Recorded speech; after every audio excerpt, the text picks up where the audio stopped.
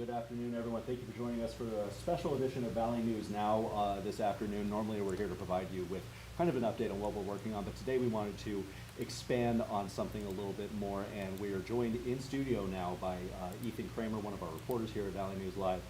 Been very busy today. Yeah. Got some interviews this morning Yeah. with Mayor Tim Mahoney and Chief Dave Zibolski. Obviously, kind of a lot of the talk since the shootings that happened on that Sunday, on the 3rd, it's kind of just been how the whole situation's been handled and just kind of where we're at from there. Now, when we got the press release for this, the wording was holding a discussion on the future of the Fargo Police Department. Kind of what were some of the biggest things you've learned in this trip this morning? Well, yeah, that's a good point you make. I mean, that was what they said was the future of the police department. I mean, you can take that in multiple different ways, how you will. But, you know, we knew this was coming, that we were eventually going to be able to sit down with them. That kind of told us that the two, Mayor Mahoney and Chief Zibolski, had sat down and met with each other. I mean, they did discuss, you know, there was multiple things discussed, a few things I took away. It was kind of like the first time, I mean, obviously, Chief Zibolski, he did address and he did apologize for the way he said he handled himself during last Monday's press conference. You know, obviously there's a lot of questions that were kind of thrown at him because especially I think people were wondering, you know, we didn't hear a statement from Mahoney or Zibolski for 15 hours after those shootings on that day and 36 hours a press conference. So they wanted to address those certain things. I mean, there was quite a bit they talked about. I mean, I would say, you know, Mayor Mahoney, he did talk about, you know, there was some, you know, things that last week that he had talked about that he questioned his leadership ability. But, you know, today that obviously changed a little bit. I was going to, you know, I listened to the interview, and when you talk to Mayor Mahoney about what he, you know, is thinking about Chief Zibolski staying on even as Chief of Police here, we saw that there were, Mahoney's telling our partners at Flag Family Media last week that there were concerns about his leadership. Yep. That seems to have done a complete 180 in this interview you had today. Yeah, no, that it definitely has. I wrote one down here, a quote that I wanted to pass along to you guys from my interview. You know, I'll have more tonight at our 10 o'clock show, but Mayor Mahoney did say, and quote, "The process is you have to have cause or reason for that to have happened. Difficulty with that argument is the crime statistics are down. We're meeting our recruitment dates where we've filled in our police officers. There's a variety of different ways in which we put a standard for a police chief.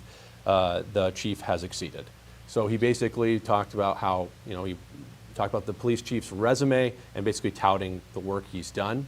So that was a different switch. I don't really think when I asked that question, I don't think I was expecting that answer, him to tout his career so far with the Fargo Police Department. So it was definitely a switch compared to what we thought. But Zibolski, he did say, in quote, that I don't have a concern about my future as the police chief here in Fargo. So that basically kind of told me that there's probably no plan for him to be removed from his position anytime soon. And we knew that there were going to be discussions between Mahoney and Zibolski. That was something that they had discussed in the press conference leading up to that. And so it sounds like that those discussions went positively for Zibolski in staying on as Fargo Chief of Police. One thing that quote you mentioned, it was kind of in reference to, we had heard from a couple different city commissioners who said that who were outright calling for Dave Zibolski's job. And it kind of sounded like Mayor Mahoney was just kind of putting the brakes on any of that from city commissioners there. Yeah, no, I mean, there was two Fargo city commissioners I spoke with last week, Dave Pepcorn and Michelle Turnberg. They told me that they wanted him to step down. They made that very well known that they did not believe in his ability to lead us, the police chief here in Fargo. So you know, Mayor Mahoney did double down on that. He doesn't think that they don't understand. Basically, it seemed like what he was saying, he didn't understand that the commissioners don't understand the process of how this works, because even during our interview, Mahoney did defer some of the answering over to the city administrator. Gotcha. So, you know, there's a lot of process there with this, how this would work. Even Pepcorn did add, like, he would want to have this on the agenda and have this up for a vote at next Monday's City Commission meeting, which is next week. Yeah, I was going to say, he was outright saying at the time, right, and I hope I'm not misquoting this here, that if Chief Zibolski hadn't stepped down or been removed by that next time, he was going to call for it. Correct. Right then That and is there. what he said, yeah. What did you learn from the city? You mentioned that they kind of deferred to the city administrator and that. What did you learn from him as far as, that process and what even removing the chief of police would look like? They said it's not like I would say like the easiest process in the world. There's a lot of loops and hoops you got to kind of go through to get it done. They really didn't talk a lot about that. I mean, we were on a limited time frame, but Right.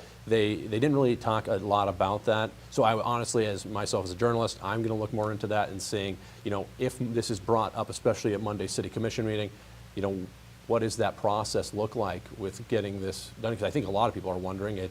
They quoted a city policy that I've been looking into. There's a lot to it. Yeah. A lot of steps. Yeah. You can't just say you're fired No. and move on from that No.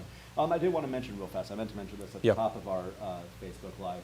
I have the feed going right now. If you have any comments or questions that we can address, feel free to leave them and we'll get to those when we can. Ethan, what was the vibe like of this? Because, the press conferences, some of them felt, just from me running them at the desk, felt a little awkward in just kind of from afar. What were the press, and you've been at the press conferences as well, Yeah. kind of what was the vibe like for these interviews going in? Did it have the same energy as the press conferences, or just kind of where do you feel like things are as far as, where the energy level is in that area right now? Well, I definitely think I will give Mayor Mahoney this. He said that, he did have the talk with Zibolski about the way that was handled. Mm-hmm. Obviously, and Zibolski said it wasn't his best day. And so I think that's important to note because we went into this interview, it wasn't very, they were open to answering really any questions we had about the incident, the way it was handled. Mm-hmm. So it really wasn't, really what I would leave it at, yeah. Gotcha, perfect. This all kind of stems from, like you mentioned, that press conference that came hours after the shooting incident, the shooting incidents, I should say, numerous violent crimes Yeah. on that August 3rd.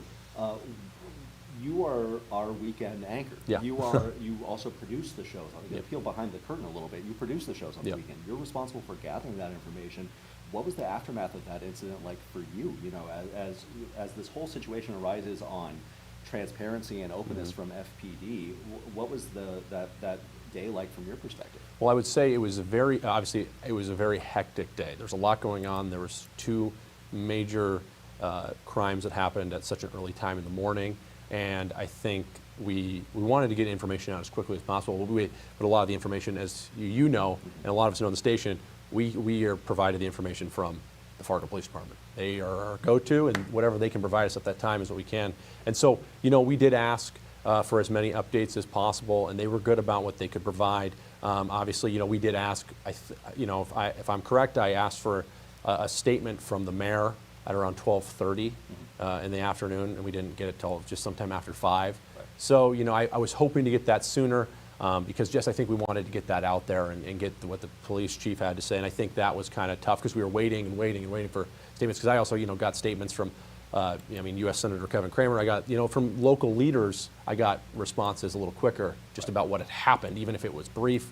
I think we just wanted to get that information out to our viewers and hey, this is what's going on. This is what we know. We're trying to stay on top of everything we can. I mean, it's really hectic because there's so much going on, and there's a lot of questions people have, but we're just kind of reliant on what we can dig ourselves, but also what we're provided. Gotcha. Ethan, thank you very much for joining us in studio today. We're obviously going to have a lot more from Ethan's conversations with Mayor Mahoney and Fargo Chief of Police Dave Zibolski tonight, but the overall message takeaway from this right now, we're not expecting a change in leadership anytime soon in Fargo PD. One thing I want to add is Yeah. I think it's important I've seen comments on Facebook, even involving the Moorhead one, but involved just some with the other Fargo incidents. I think it's important to note about the media availability going forward. They're going to make some changes with that.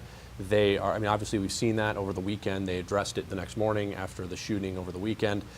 So they just tell me they want to create better relationship with the media so they can get information out to the public. Mahoney said even if Zibolski's out of town, they will have someone who is next up in line and who can go out front and answer questions, or even if they don't have a lot of new information, they can put a face to what's going on and assure public safety. Which that's something we've seen. I was a multimedia journalist here at Valley News Live before I moved into the sports department. Yeah. We're talking ancient history now, but that's something that isn't necessarily a foreign concept. No. And so it's and Mayor Mahoney noted it, and I wrote it in my notes here, basically hammering expectations for the future, more access, more transparency moving forward. Yes. So we'll see what we'll get from there. Yep, But yep. yeah, Ethan, thank you again very course, much for joining thanks, us. Thank you for joining us here for this Valley News Now digital update. Again, stay tuned for Ethan's story tonight. We're going to have a lot more on the air on our website, valleynewslive.com, also our Valley News Live news app. But for now, for Valley News Now, I'm Devin Fry.